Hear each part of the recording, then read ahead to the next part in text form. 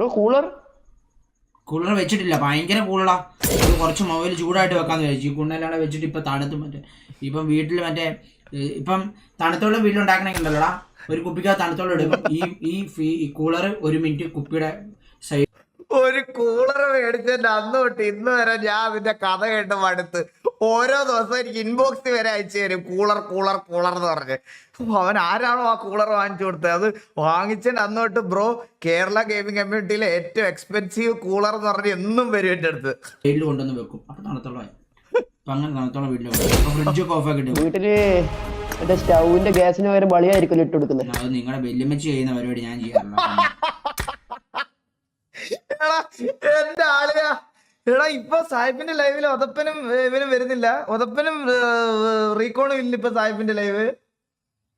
ഞാൻ കുറച്ച് ദിവസമായി സാഹിബിന്റെ ലൈവാണ്. സാഹിബിന്റെ ലൈവ് ഇടുന്ന സമയത്ത് ഞാൻ ലൈവ് ആയിരിക്കും, അതാണ്.